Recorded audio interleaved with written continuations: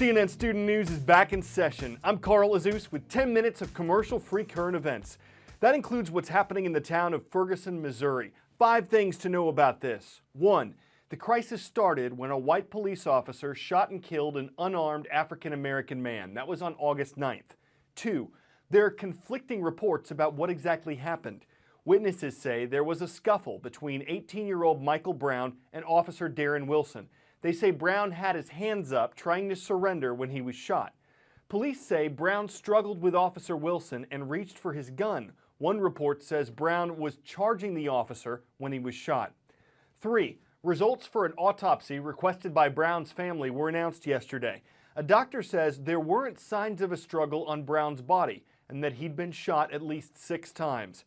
4. Protests have been violent. Several businesses have been vandalized and looted. Protesters have thrown Molotov cocktails at police. Police have fired tear gas at crowds of protesters. 5. The demonstrations got so violent Sunday night that Missouri's governor called in the National Guard. It's deploying to help restore peace to Ferguson. An outbreak of the Ebola virus in West Africa is spreading, and there are fears that a recent attack in Liberia could make things worse. The outbreak started this spring. It's sickened more than 2,100 people in Guinea, Liberia, Nigeria, and Sierra Leone, and it's killed more than half of them. Borders and roads have been closed in the region. Medical centers are overcrowded. In part of Liberia's capital, many residents are angry that Ebola patients were brought to the area for treatment. So some people attacked the medical center, looting items like sheets, beds, and medical equipment, and it's likely that some of the items were contaminated. No one was hurt in the attack, but some contagious patients fled the medical center, and there are concerns that the items that were stolen could further spread Ebola. Heading northeast to the smallest country in the world, Vatican City, population 842 people. One of them is Pope Francis, the leader of the Roman Catholic Church. Earlier this spring, a year after he became Pope, one poll found that 68% of Catholics had a favorable view of him. 1% had an unfavorable view. So what are some of the things he stands for? Pope Francis has pretty much convinced the world he's one of the nicest guys on the planet. But here are 5 ways he's tougher than you think. Number 1, politics. In many ways, this Pope sounds like a typical political progressive. He's pro-environment, pro-immigrant, and anti-war. But that doesn't mean his heart bleeds for every liberal cause. For instance, the Pope opposes abortion, same-sex marriage, adoption by gay couples, and legalizing drugs. He said he doesn't want Catholics to focus too much on the culture wars, but that doesn't mean he doesn't back the Church's side in all the important battles. Number 2, women.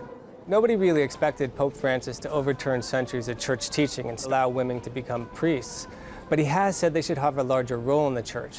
What kind of role? Nobody really knows, and some women in the United States are getting tired of waiting. Number 3, this Pope fires people.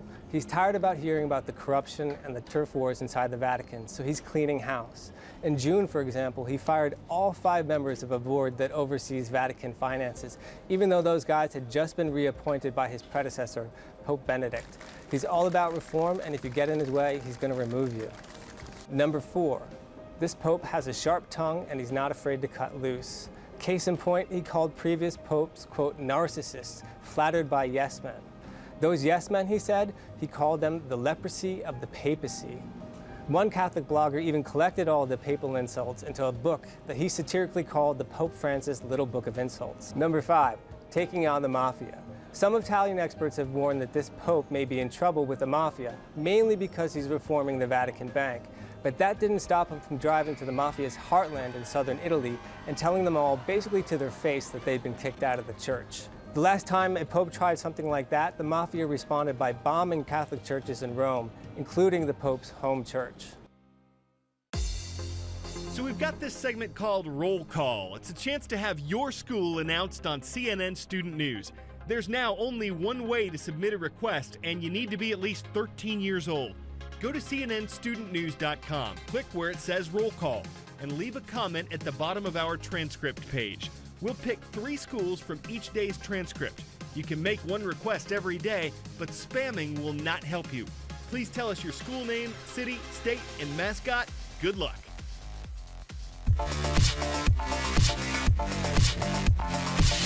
At the U.S. Supreme Court, there's a basketball court. It's located in the top floor at the gym, and it's been nicknamed the highest court in the land. When real court's in session, though, practice is not allowed. Now that's random. All right, I'd say our next segment brings us back down to Earth, but it doesn't really. 2 cosmonauts at the International Space Station stepped out for a walk yesterday.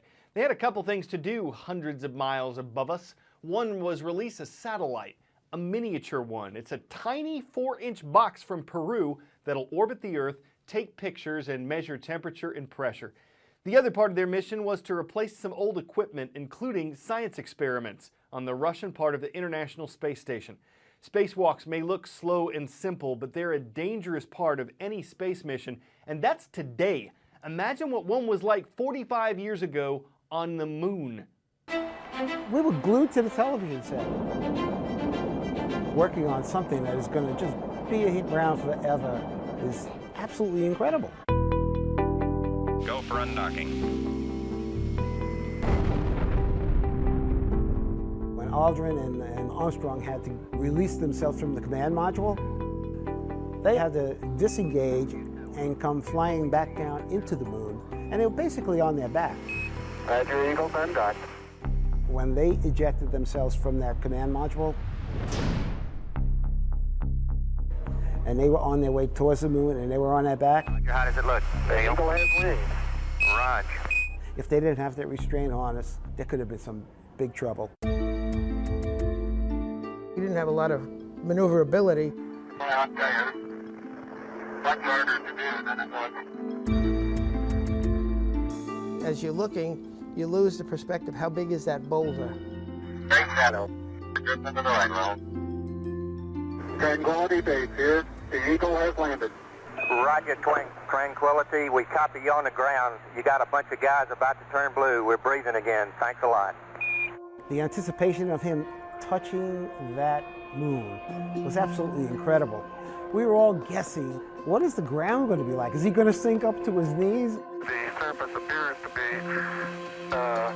very, very fine-grained as you get close to it. It's almost like a powder. I felt a lot of pride that we got there.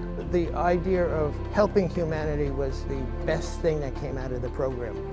That's one small step for man, one giant leap for mankind.